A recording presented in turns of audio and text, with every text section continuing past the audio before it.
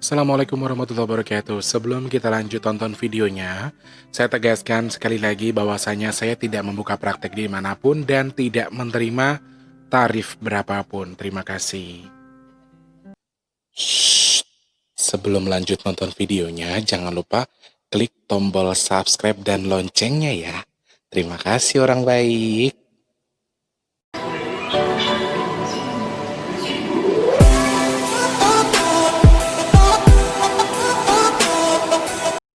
Assalamualaikum warahmatullahi wabarakatuh. Salam sejahtera untuk kita semua. Alhamdulillahirrahmanirrahim. Kok gue gede banget sih tumben nih hari ya. Mundurin dikit ya. Ini gede-gede banget. Ya, masih gede banget sih. Selamat pagi, siang, sore, dan juga malam untuk para subscribernya Mas Didi dimanapun kalian berada. Alhamdulillahirrahmanirrahim. Diberi kesehatan lagi, kemudahan lagi, kelancaran lagi, dan selalu bersyukur sama Allah Subhanahu wa Ta'ala. Kepada Allah kita wajib bersyukur atas apa yang sudah kita terima, termasuk nafas yang kita hirup sekarang ini ya. Alhamdulillahirrahmanirrahim. Sudahkah kalian bersyukur hari ini atas apa yang Allah berikan pagi hari tadi? Sudah? Alhamdulillah. Selamat berjumpa kembali bersama Mas Didi di Big Tulus Official. Untuk para subscribernya Mas Didi semuanya tanpa terkecuali, semoga selalu sehat, semoga selalu dalam lindungan Allah Subhanahu wa Ta'ala, dan semoga Allah selalu mudahkan rezekinya. Kita berdoa dulu untuk yang nonton video ini. Yang lagi sakit semoga cepat sembuh, yang lagi kurang rezeki semoga lekas banyak rezeki, yang belum ketemu jodohnya semoga cepat dapat jodohnya, yang lagi masalah semoga diberikan solusi atas masalahnya, yang sedang bekerja semoga Allah mudahkan untuk segala urusan baiknya dan melanggengkan pekerjaannya. Amin ya Allah. Kita membahas apa Mas Teh hari ini? Belum, jangan dibahas dulu. Aku sih merasa lagi seneng aja. Ada kabar duka, tapi ada kabar bahagia juga, dan Mas Teh nggak bisa bahas di sini kabarnya. Kira-kira ada apa sih? Nggak ada apa-apa, baik-baik aja. Oke.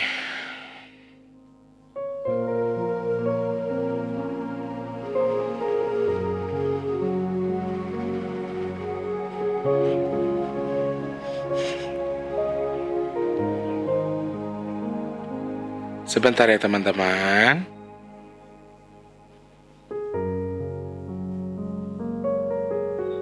Ini di mana ya foto ini ya larinya?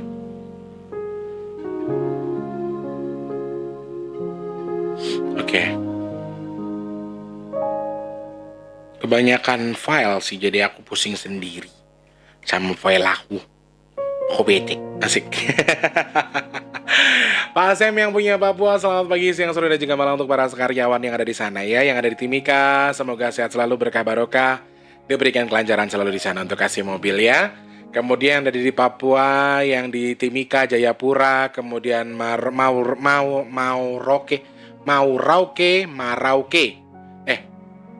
Marauke, ya Marauke. Sulawesi ada dari Maros, kemudian Toraja, Makassar, Kalimantan lagi, Polewali Mandar, kemudian Kendari, Palu ya. Di sana juga banyak yang nonton, Manado, Ambon. Kemudian ada di Kalimantan Selatan, Kalimantan Tengah, Kalimantan Barat, semuanya yang di Kalimantan tanpa terkecuali, yang di Pasir, yang di Balikpapan, Palangkaraya, Bontang ya.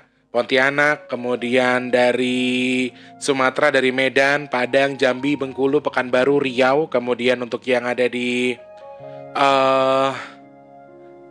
Bangka Belitung, Sumatera Selatan, Palembang, dan juga untuk yang ada di Lampung. Udah Jambi, Bengkulu. Oki, ada dari Oku juga, dari Prabu Muli, dari Pelaju. Wow, Sumatera Selatan ternyata banyak. Kemudian di Jakarta, Depok, Tangerang, Bekasi, kemudian Cikarang, Cikampek, Karawang, terus Bandung, Cianjur, kemudian Cirebon, ada dari Cilacap, Banyumas juga, kemudian yang ada di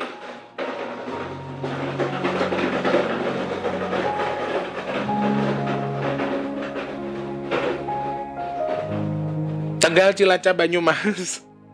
Kemudian Semarang, Kendal, Rembang, Weleri, terus juga untuk yang ada di Wonogiri, Klaten, Magelang, Jogja, Solo, kemudian Malang, Jombang, Sidoarjo, Ponorogo, Tulungagung, Gresik, kemudian yang ada di Surabaya juga dan juga di Banyuwangi. Malaysia, Singapura dan juga untuk yang di Brunei Darussalam juga di sana.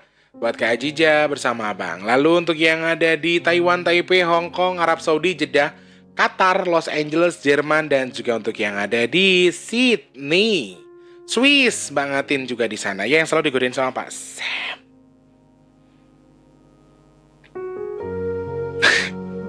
Aduh, grup lagi rame ya. Oke. Ntar dulu ya. Oke. Oke, beralih ke YouTube Studio. Di sana ada siapa masih? Buat Mbak Yanti, Mbak Lady Sweet, kemudian Mbak Asri, Mbak Rika, Mas Ibnu Batuta, ada Mbak Anita Puspa, Miyu. Kemudian ada pertanyaan dari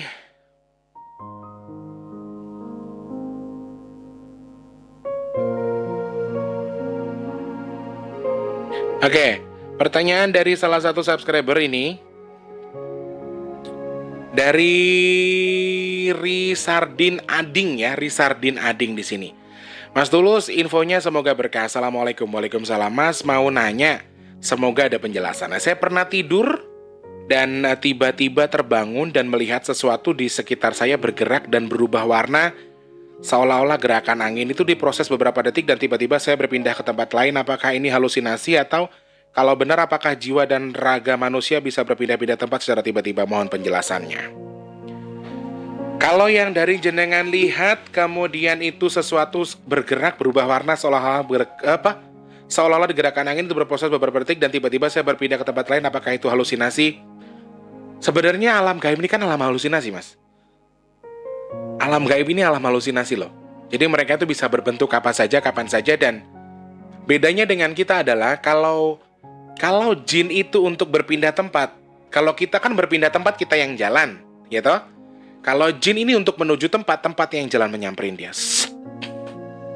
Kalau di alam gaib, sebenarnya pada konsepnya seperti itu. Jadi ada dua kemungkinan antara halusinasi dan juga memang jenengan memiliki kemampuan khusus yang memang Allah berikan untuk melihat sesuatu. Dan itu kejadian hanya beberapa detik saja, kemudian berpindah tempat lain. Dan hati-hati, ketika jenengan sudah memiliki rasa, sudah bisa berpindah ke tempat lain, ada kemungkinan besar Anda juga tersesat di alam gaib. Itu hati-hati ya.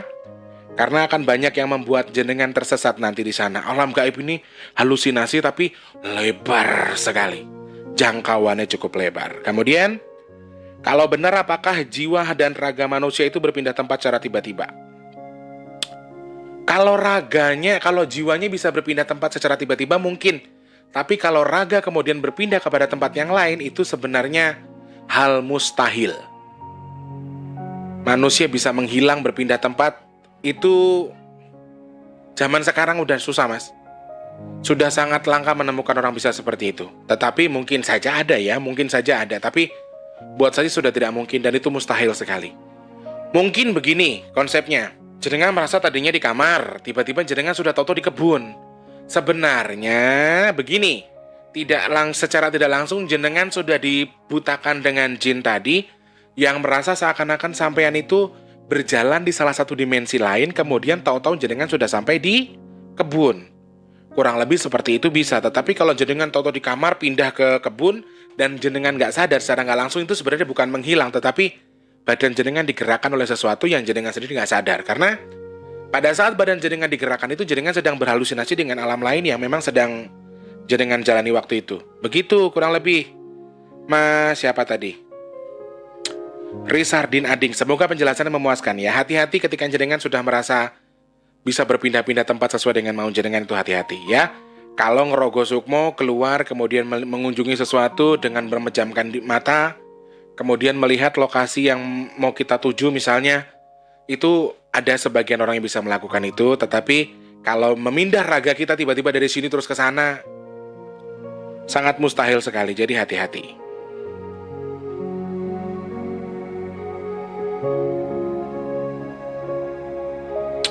Kemudian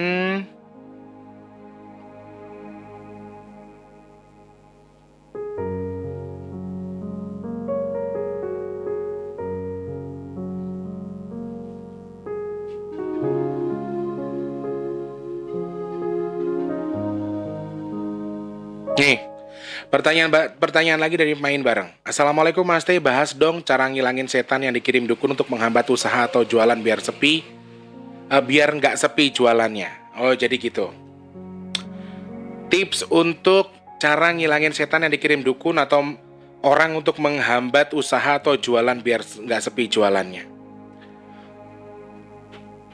Perbanyak ibadah, minta ampun kepada Allah, kemudian cari minyak bidara atau daun bidara, jumlahnya ganjil, bisa 33 lembar, ditaruh di tahu yang buat semprotan kayak kispray itu.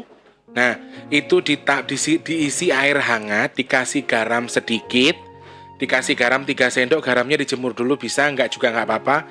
Dimasukkan ke dalam 1 botol itu, taruh dulu di ember. Caranya di ember dulu baru dipindahkan ke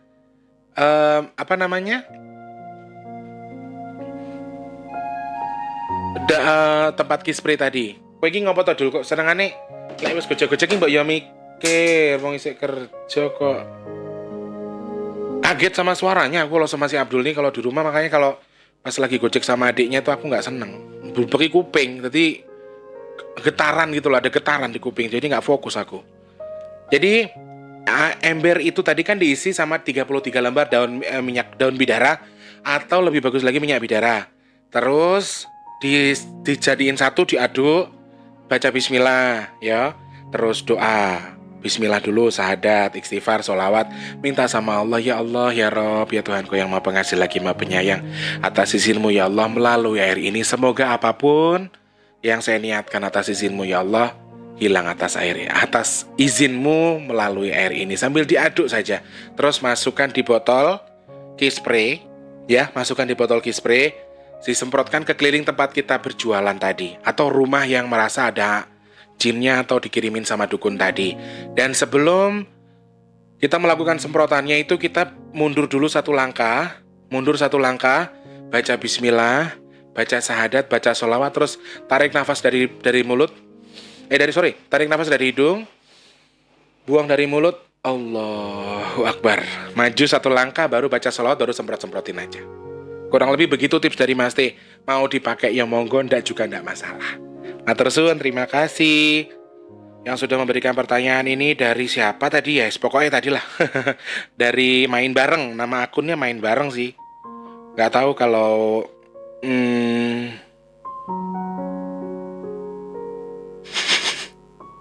aku nggak tahu kalau misalnya ada, maksudnya gini, ada hal lain dari situ, Mas T nggak tahu. Namanya siapa yang sebenarnya nggak tahu. Tapi di sini namanya main bareng doang ya. Oke, kita mau bahas apa Mas T hari ini? Kita mau bahas soal pesantren gaib, karena ternyata banyak sekali orang yang penasaran sebenarnya betul atau tidak Mas Tulus pesantren gaib itu ada atau tidak. Dan jawaban Mas T 100%, 1000% ya, memang pesantren gaib itu ada. Dan ini adalah salah satu cara Allah untuk untuk menstabilisasikan keadaan di Indonesia, keadaan kita di dunia. Jadi dari yang memang sudah ada di Indonesia secara nyata pesantrennya, tetapi di sisi lain ternyata pesantren gaib itu juga ada di alam sana, di alam lain, untuk menstabilkan beberapa masa pandemi nanti. Bukan itu juga sih, masa akhir nanti, di akhir masa nanti. Jadi kebetulan memang Allah juga menugaskan beberapa jin muslim untuk beberapa ustadz juga, nggak cuman jin ya. Jadi di pondok pesantren gaib itu yang mengajar atau yang memberikan wejangan sebenarnya bukan saja hanya jin saja, tapi ada beberapa ustadz yang memang diberi kelebihan oleh Allah untuk membantu dalam mengislamkan jin, kemudian mengajarkan beberapa ilmu agama di pondok pesantren gaib itu sendiri. Dan kenapa Mas T bilang ada? Karena sebelumnya si Abdul ini juga kan dulu, saya ceritakan lagi ya, Abdul ini dulu adalah salah satu jenis genderuwo. Oke, kita nanti kapan-kapan boleh bahas tentang genderuwo ya. Sebenarnya apa sih mereka itu gitu loh. Nah, Eh, Abdul dulu pertama kali saya dapatkan, saya temukan itu dari seseorang, dari hamba Allah yang pernah dikirimin santet sama orang, dan ternyata yang dimanfaatkan untuk menyantet ini adalah si Abdul. Abdul ini adalah salah satu jenis jin iprit, sebenarnya awalnya jin genderuwo yang berjenis genderuwo, dan dia digunakan oleh dukun untuk menyantet seseorang. Dan alhamdulillah setelah santetnya sembuh, Abdulnya mau keluar dan sekarang justru berteman sama saya. Dan dia belajar di salah satu pondok pesantren gaib yang didirikan, yang memang sengaja diadakan oleh salah satu ustadz terbaik yang ada di Indonesia. Jadi ustadznya ini nyata, ustadznya ini manusia, tapi beliau juga membimbing beberapa jin untuk mendirikan pesantren gaib, dan Abdul belajar di sana. Dan memang betul, pesantren gaib itu sangat ada, di seluruh Indonesia pun ada. Di seluruh Indonesia. Jadi banyak hal gaib yang memang oke lah. Kita berpikir kalau berbicara dengan hal gaib itu kita akan berpikir pasti jelek, dan jelek. Soal jin pengusik, soal jin iprit, soal sesuatu yang buruk. Tetapi pada dasarnya banyak juga kok di hal gaib yang tidak jahat. Hal gaib yang bagus juga banyak, termasuk adanya tentang pondok pesantren gaib ini tadi. Dan prosesnya seperti apa Mas Tulus ketika ada pondok pesantren gaib? Jadi begini teman-teman, kenapa diadakan pondok pesantren gaib ini? Ketika banyak setan itu juga banyak loh yang masih bingung. Jin ini juga banyak yang masih bingung dalam mencari kebenaran dirinya sendiri. Banyak setelah jin kita kasih tahu tentang cahaya yang Allah punya, cahaya yang Allah berikan ketika kita masuk Islam, itu tuh banyak yang sudah, oh iya ternyata adem, ternyata pada suka, dan akhirnya suka. Nah, ketika dia sudah tertarik dengan Islam, tugas kita itu, karena nggak semua manusia bisa membantu mereka, jadi makanya kami sering, kayak saya sendiri sering melarikan beberapa teman-teman saya ke pesantren gaib itu tadi. Untuk apa? Untuk mereka lebih mengenal Islam. Setelah mereka mengenal Islam, mengetahui dirinya, oh Islam itu bagus, oh cahaya dari Allah itu tentang Islam itu bagus, apa yang kita dapat dari Allah itu apa, dan bagaimana itu juga bagus. Nah, itu yang akan membuat kesadaran mereka tumbuh sendiri, kesadaran dari mereka itu tumbuh sendiri tentang Islam ini begini loh ademnya Islam, gini loh baiknya Islam, gini loh bagusnya Islam.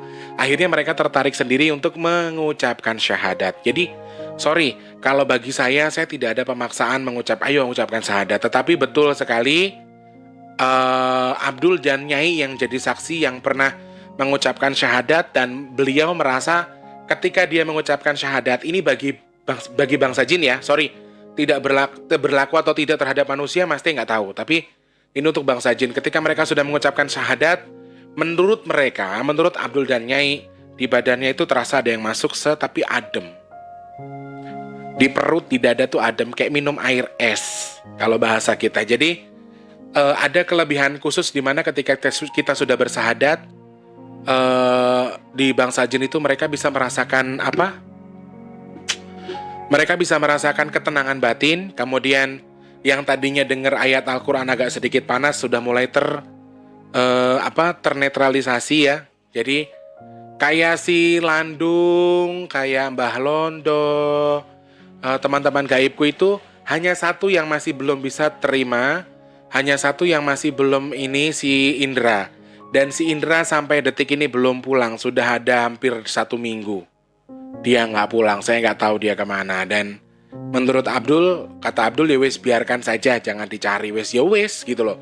Jadi kalau satu lagi, kami cara berteman kami adalah menggunakan nurani, menggunakan naluri. Jadi saya tidak bisa menebak isi hati manusia, tetapi saya mempunyai naluri kira-kira jin dan manusia itu gimana sih sifatnya ke kita. Jadi kayak aku dan Abdul sih, karena sebagai makhluk Allah juga ya, kita ini aja sih, ikutin kata hati aja ya. Kalau memang nyaman, ya kita masih terus berteman. Ketika aku udah gak nyaman, ya sudah.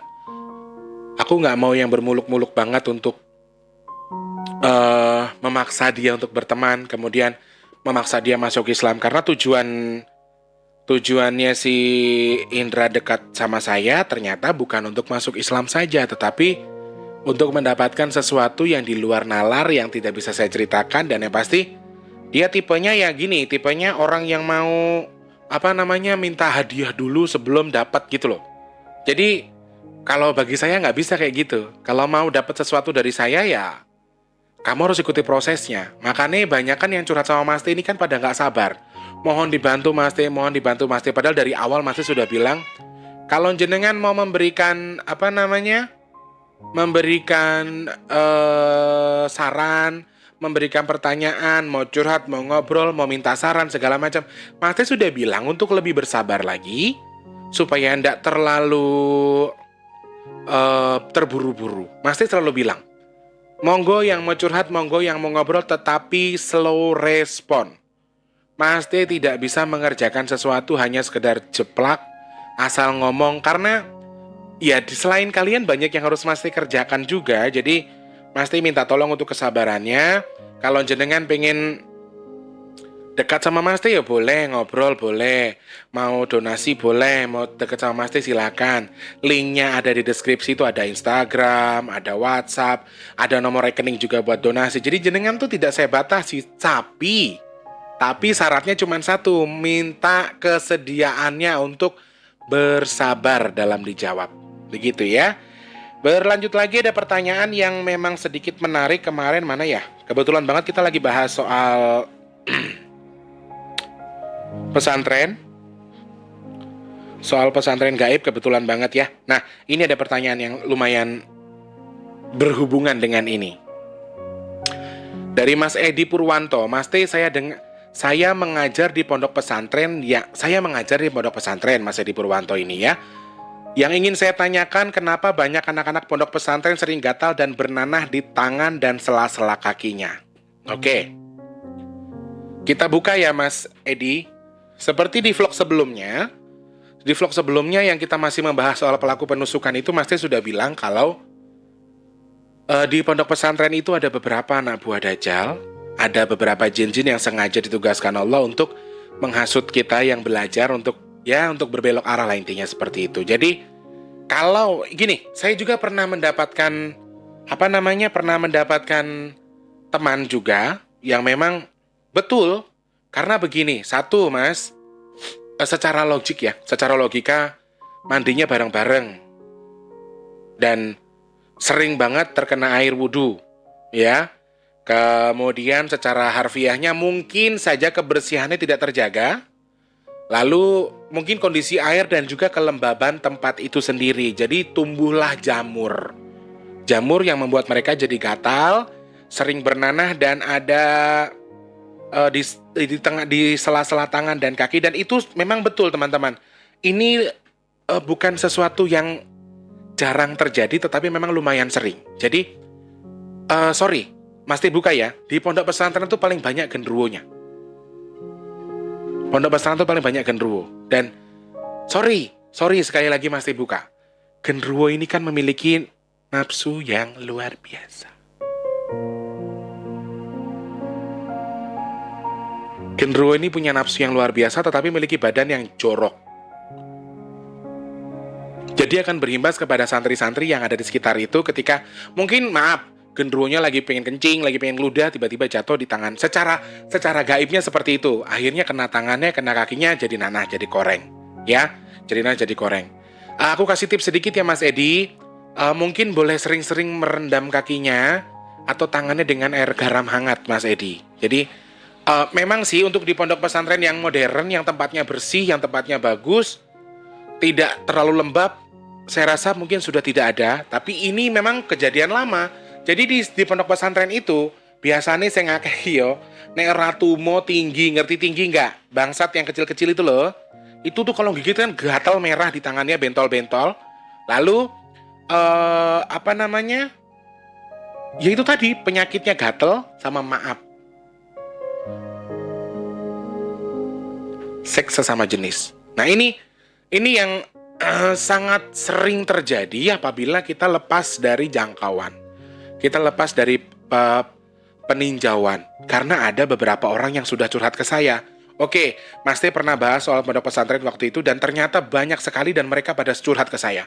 Betul Mas Teh.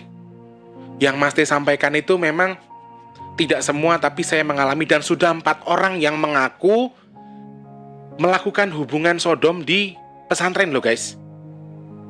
Ini kenapa Mas Teh bilang kalau di pesantren itu banyak sekali genderuwo. Karena mereka bisa lebih menghasut genderuwo dan genderuwo ini juga banyak yang biseksual. Mereka bisa melakukan sesama, bisa lawan jenisnya, atau mungkin sama-sama perempuan, sama-sama laki-laki, mereka saling membantu. Dan 4 orang yang curhat ke Mas Teh ini 4-empatnya adalah laki-laki dan mereka 4-empatnya pernah melakukan hubungan sesama jenis di pondok pesantren. Ini yang harus hati-hati. Terkadang begini Mas, secara nggak langsung kita bukan menjas ya, kita bukan mencap sesuatu, tetapi satu, mereka kan juga punya nafsu, ya, harus ada yang disalurkan. Makanya kalau bisa ada bilik sendiri yang memang digunakan untuk para santri ini diberikan kebebasan untuk melakukan kegiatan seksualnya itu tadi. Jangan ditahan. Sudah menumpuk, sudah ditumpuk, dan situ memang banyak genderuwonya yang memang notabene memiliki nafsu yang bagus, nafsunya yang kuat, sehingga terdolonglah mereka. Ya saling membantu nggak masalah lah. Lama-lama enak, akhirnya mereka berkelanjutan melakukan hubungan seperti itu. Yang satu, yang curhat sama Mas Teh ini, sudah keluar dari pondok pesantren, satunya masih di pondok pesantren, dan sering ketemuan di luar hanya untuk melakukan hubungan begitu. Ini yang harus hati-hati. Ya, jadi ini nyata loh guys, ini cerita nyata dan ini cerita real. Mereka sudah, satunya udah keluar, satunya masih di pondok pesantren. Mereka masih sering ketemuan di luar hanya untuk sesama jenis. Ini yang harus hati-hati. Dan ini adalah sebuah pengetahuan. Ini adalah sebuah sex education, bahwasanya memang sekali lagi kok larinya ke situ ya? Oh enggak, tadi bahas pertanyaan Mas ini ya. Oke. Jadi sex education buat kita semua bahwa memang semua laki-laki dan perempuan itu sebenarnya libidonya besaran perempuan. Akan tetapi untuk hasrat menahannya, perempuan memang besar nafsunya, tetapi perempuan juga punya tameng yang cukup besar untuk menahan nafsunya tadi. Tetapi kalau laki-laki itu sangat susah. Makanya saya minta untuk para pengasuh pondok pesantren ada kebijakan di mana mereka menjelaskan, lain jenengan lagi pada mau, lagi kepengen mengeluarkan maaf itu, keluarkan saja di kamar mandi kah atau di mana. Jadi ada pembahasan nyentil soal itu, jadi mereka tidak menahan. Setelah mereka menahan, lagi tidur, maaf nih kita cerita, lagi tidur sama-sama lagi begitu, ternyata pas dibantu enak, kelanjutan akhirnya. Nah, ini satu, memang oke, mereka normal, mereka tidak mungkin melakukan hal seperti itu. Tapi kalau ada efek-efeknya dari bangsa jin ini tadi, akhirnya ya enggak jadi iya. Mereka akan menikmati itu guys. Secara physically oke lah, sama-sama menikmati. Yang kedua adalah mereka dihasut oleh bangsa tadi. Dan memang betul Mas Edi, saya banyak menerima curhatan dari anak-anak pesantren yang memang sering merasakan gatal di badannya, terus gatal di tangannya. Itu bukan cuma di mana, tapi di semua anggota badannya biasanya gatal. Ada panu, segala macam. Satu, tempatnya mungkin kurang bersih. Yang kedua, memang mereka tinggalnya kan bersama-sama, dalam lingkup yang cukup. Jadi social distancing-nya itu nggak ada di pesantren itu. Sedikit kurang.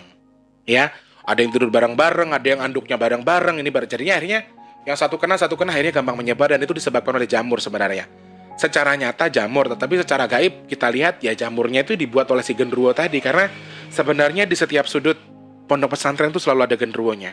Hampir di semua pesantren selalu ada genderuwonya ya. Sekali lagi yang perlu kita tahu adalah di tempat bagus sekalipun setengah bagus, setengah pasti baik. Selalu ada baik dan buruk, selalu ada hitam, ada putih, ada siang, ada malam. Jadi Allah sengaja menyeimbangkan itu, Allah sengaja menyeimbangkan segala sesuatunya antara satu dan lainnya untuk saling tersinkronisasi untuk menstabilkan kehidupan ya, antaranya dengan memberikan yang baik dan juga yang jelek. Begitu Mas Edi Purwanto, semoga berkenan. Kalau tips dari saya tadi, boleh anaknya dicoba untuk sering-sering disuruh mandi air hangat, misalnya dikasih garam, daun bidara, dan satu lagi minta pertolongan sama Allah. Dan jangan banyak yang melamun, karena di pondok pesantren itu juga gak menutup kemungkinan banyak yang kesurupan. Satu, dia sudah dipaksa orang tuanya untuk masuk pondok pesantren misalnya. Yang kedua, anak ini sudah tidak sampai, aku udah gak kuat di pondok pesantren, tapi mereka tetap terpaksa melakukan itu. Akhirnya banyak hal-hal yang terjadi. Ya, tergantung dari kebijakan si guru sendiri. Kalau guru yang mengajar itu memang sabar, bisa mengambil hatinya dan Allah berikan kelebihan dia untuk merayu si bocah, insya Allah nih bocah juga manut. Cuman terkadang, sekali lagi, anak yang dimasukkan ke pondok pesantren itu kan nggak semuanya anak-anak baik-baik. Kadang justru ada emang anak yang saking bandelnya, udah sekolah di mana-mana udah nggak bisa, akhirnya dimasukin pondok pesantren sama orang tuanya di pesantren. Tujuannya untuk lebih mengenal Islam, lebih mengenal. Ada yang dari nakal jadi baik, ada juga yang memang sudah baik-baik masuk ke pesantren jadi nakal. Ada juga. Jadi tidak mempengaruhi, sebenarnya kembali ke psikis kita masing-masing, metode pembelajarannya juga, lalu dengan hal-hal yang nyeleneh tadi itu harus diawasi juga. Jadi banyak hal-hal yang harus dikedepankan di pondok pesantren itu. Dan satu lagi, tentang seksual itu juga perlu, ya. Itu sex education, khususnya untuk anak-anak yang sudah 17 tahun ke atas, harus dikasih penjelasan. Lek kamu pengen melakukan begitu, nggak apa-apa, sono di kamar mandi. Yang terpenting jangan sampai kalian, jadi ada warning, jangan sampai kalian melakukan hubungan sesama jenis karena itu haram, itu dosa. Nah, jadi ada satu penempatan, ada satu poin yang jenengan tembakan ke mereka, dan secara nggak langsung tuh jadi warning di kepala mereka. Oh iya ya bener sih, laki-laki 3 hari sekali. 3 hari sekali tuh sperma laki-laki tuh selalu bertumbuh lagi, kumpul lagi, utuh lagi, tumbuh lagi, utuh lagi. Jadi ini sebagai sex education juga untuk kita, bahwa perempuan sebenarnya lebih besar libidonya, tetapi kalau perempuan lebih bisa menahan, tetapi kalau laki-laki ini yang susah. Nah, ini yang harus kita jadikan wacana, kita jadikan pembelajaran juga untuk beberapa pengasuh-pengasuh atau pengurus-pengurus pondok pesantren, supaya lebih memperhatikan hal, ya mungkin hal kecil sih. Enggak lah Mas Tulus, kalau sudah beriman ya insya Allah nafsunya enggak. Apa kabar kalau Ustadz menikah bisa 3-4 orang? Semakin orang beragama, nafsu itu bisa kita tahan untuk berpuasa, tetapi semakin kita tahan akan semakin meledak di suatu ketika. Jadi itu yang harus hati-hati. Jenengan beriman belum tentu jenengan bisa menahan nafsunya. Makanya jadi orang dulu, imannya kuat, imronnya sih kuat. Ada pembahasan seperti itu. Oke Mas Edi, semoga jawabannya menyenangkan. Dan sekali lagi, kita doakan semoga Allah selalu memberikan kita titik-titik baik di antara titik-titik buruk yang mungkin sengaja juga Allah akan timbulkan. Tetapi di titik buruk itu ada titik baik juga, termasuk pondok pesantren gaib yang sengaja Allah telurkan, yang sengaja Allah adakan untuk menyeimbangkan isi dunia ini. Dan semoga kita termasuk orang-orang beruntung yang bisa menyaksikan sebuah keindahan di balik sebuah musibah, dan semoga kita termasuk orang-orang pilihan yang dipilih oleh Allah untuk menghindari bala dari musibah yang terjadi tadi. Sekali lagi, pesantren gaib itu ada dan tempatnya tidak bisa kita duga, tempatnya tidak bisa kita lihat, tetapi tujuan Allah dengan mendirikan ini, mengadakan ini sekali lagi untuk mengumpulkan beberapa pasukan yang akan digunakan nanti di akhir hayat, di akhir masa, ya. Dan ketika jenengan bertanya, ada fungsinya untuk apa? Ya, ada memang fungsinya untuk beribadah kepada Allah. Dan Allah memiliki tujuan khusus. Semua yang Allah ciptakan, semua yang Allah izinkan ada di dunia ini maupun di dunia gaib, semua ada fungsinya, semua ada tujuannya, ya. Semoga dengan menonton video ini kalian jadi paham, kalian jadi mengerti bahwa ya, yang kita sangka nggak ada tuh bisa jadi ada. Jadi belum tentu juga yang kita lihat nggak ada itu ternyata palsu. Belum tentu juga yang kita lihat ada itu sebenarnya ada. Jadi banyak hal, sesuatu yang harus kita gali dalam hal ini, dan banyak sesuatu yang harus kita selesaikan untuk membuka tabir dari sesuatu yang aneh-aneh tadi, ya. Semoga tadi pertanyaan dari beberapa subscriber sudah Mas Teh jawab juga, dan ini adalah sebuah pertanyaan juga dari beberapa subscriber yang Mas Teh jadikan satu, yaitu pertanyaan tentang pesantren gaib itu ada atau tidak. Semoga bermanfaat dan semoga menjadikan kita menjadi lebih baik lagi, memahami beberapa info-info yang memang ada di alam gaib tetapi kita tidak bisa melihatnya, dan semoga ini bermanfaat sekali lagi, menambah keimanan kita terhadap Allah Subhanahu wa taala, ya. Mas Teh infokan sekali lagi untuk teman-teman yang mau berpartisipasi, punya pertanyaan, mau dekat sama Mas Teh, boleh.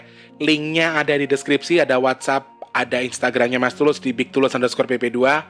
Atau kalian juga mau ingin berdonasi, ayo buruan. Masih sedikit donasinya, ayo. Akhir bulan sedikit lagi, ya. Sedikit lagi akhir bulan. Jadi teman-teman yang ingin berbagi, ingin menyumbangkan rizkinya, berdonasi nasi box masih sangat-sangat Mas Teh tunggu. Di sini linknya di deskripsi. Ada rekening atas nama Big Tulus Rianto, rekening BRI itu untuk donasi teman-teman yang mau berdonasi nasi box. Jumlahnya hanya 10.000 saja untuk satu boxnya. Jadi jenengan jumlah Jenengan nyumbang 30.000 ya 3 nasi box, jenengan 50.000 ya 5 nasi box, atau lebih dari itu juga masih tunggu ya. Silakan cek nomor rekeningnya di bawah deskripsi. Kalau sudah transfer jangan lupa konfirmasi ke Mas T. Mas, aku tadi transfer untuk nasi box. Terima kasih banyak. Mas T mohon pamit, mengaturkan terima kasih banyak. Jangan lupa untuk yang sudah nonton selalu di like. Untuk yang baru nonton dan belum subscribe, di subscribe dulu baru keluar videonya, nanti ada tombol loncengnya juga jangan lupa dihidupkan. Jadi kalau pasti ngupdate video selalu nongol. Begitu teman-teman ya. Pasti mohon pamit, selamat pagi, siang, sore, dan juga malam. Di like, subscribe, dan juga komen. Wassalamualaikum warahmatullahi wabarakatuh. Salam sejahtera untuk kita semua. Sampai jumpa orang baik.